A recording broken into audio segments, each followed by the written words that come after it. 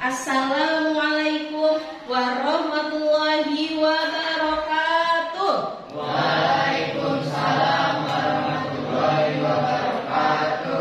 Rabbi shrah li sadri wa yassir li amri wahlul 'uqdatam min lisani yafqahu qawli.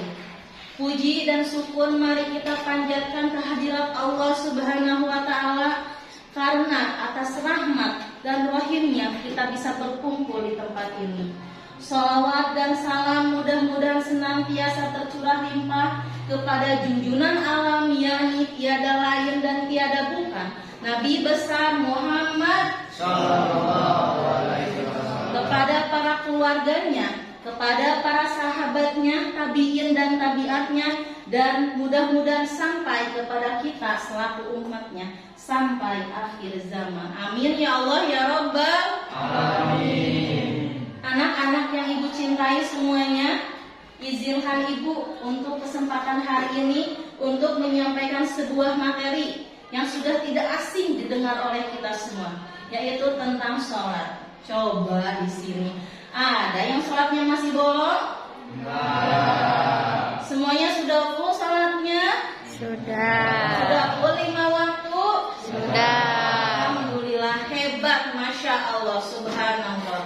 Alhamdulillah kalau kalian sudah hebat, sudah full sholat 5 waktunya. Ibu hanya ingin mengingatkan saja tentang masalah sholat ini. Sebelum kita mengenal sholat itu seperti apa, maka ada peribahasa mengatakan, yaitu tak kenal maka tak sayang. Coba kita kenali dulu apa sih yang dimaksud dengan sholat. Ada yang tahu? Ada? Sholat di sini ada pengertiannya, yaitu dari segi bahasa dan dari istilah. Apa sih sholat itu dari segi bahasa? Dari segi bahasa sholat itu artinya adalah doa.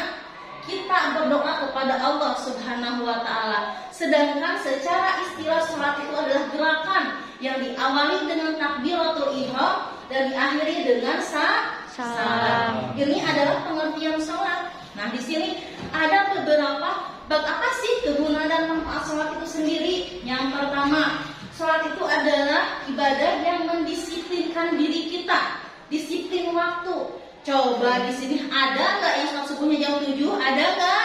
Enggak. Coba ada yang sholat duhur jam 2? Enggak. Alhamdulillah. Coba ibu mau mengingatkan kembali. Sehari kita sholat berapa kali? 5 kali. Jumlahnya ada berapa? 17. Kalau kita sholatnya rutin sehari 5 kali, jumlahnya 17 rakaat, ini berarti secara tidak langsung, secara tidak sadar ini adalah mendisiplinkan waktu kita.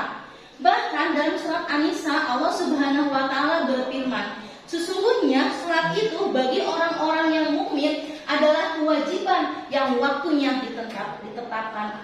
Ini adalah berdasarkan surat An-Nisa ayat 103. Jadi yang namanya sholat itu mendisiplinkan diri kita untuk tepat waktu menghadap kepada Allah Subhanahu wa taala. Yang kedua yaitu penghubung kasih, yaitu hubungan antara kita dengan Allah. Dikarenakan apa? Yang namanya sholat itu adalah hubungan kita dengan Allah. Tidak ada yang tahu. Coba kalau kalian sholat misalkan, ada nggak yang tahu kalian itu khusyuk apa enggaknya? Ada nggak yang tahu? Nggak ada.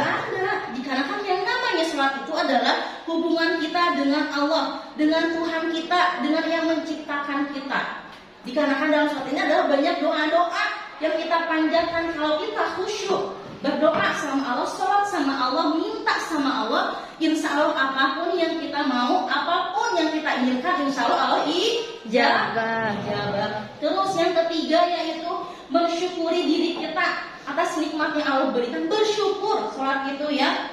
Dikarenakan ada dalam sebuah Al-Quran yang artinya sesungguhnya jika kamu bersyukur atas nikmatku, maka akan aku tambah nikmatmu.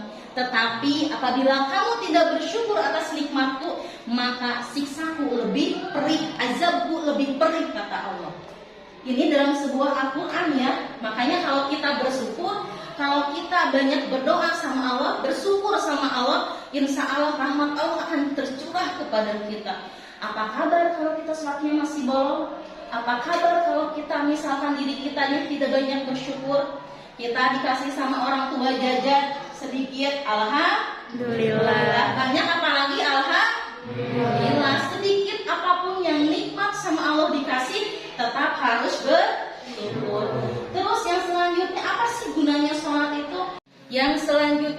sholat ini adalah perbuatan ataupun amalan kita yang bisa mencegah diri kita dari perbuatan keji dan mungkar.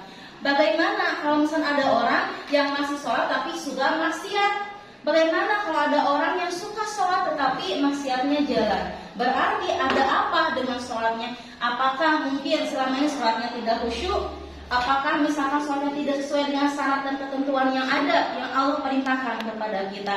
Kalau kita ingin jauh dari maksiat, maka ayo kita sama-sama perbaiki sholat kita. Dan yang selanjutnya yaitu sholat itu adalah tiangnya agama. As-sholatu imaduddin. Dalam sebuah hadis dikatakan bahwa as-sholatu imaduddin. Sholat itu adalah tiang agama.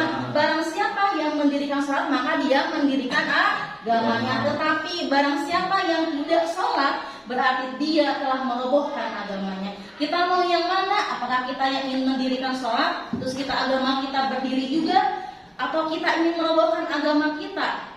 Siapa yang akan bisa mengembangkan, siapa lagi yang akan bisa membuat Islam ini lebih tinggi, lebih jaya kalau bukan diri kita sendiri? Terus yang selanjutnya yaitu sholat adalah amalan yang pertama Allah Subhanahu wa Ta'ala tanya kita di alam kubur nanti, di alam barzakh nanti.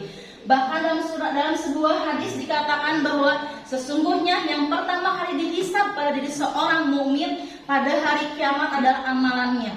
Jika sholatnya baik, maka seluruh amalannya baik. Tetapi apabila amalan sholatnya buruk, maka semua amalnya menjadi buruk. Nauzubillah min dzalik. Itu saja mungkin materi yang dapat Ibu bisa sampaikan pada kesempatan hari ini. Mohon maaf atas segala kehilafan, dikarenakan yang namanya manusia, Ibu adalah tempatnya dosa, banyaknya hilafnya, tetapi kebenaran sejatinya adalah milik Allah Subhanahu wa Ta'ala. Wassalamualaikum warahmatullahi wabarakatuh.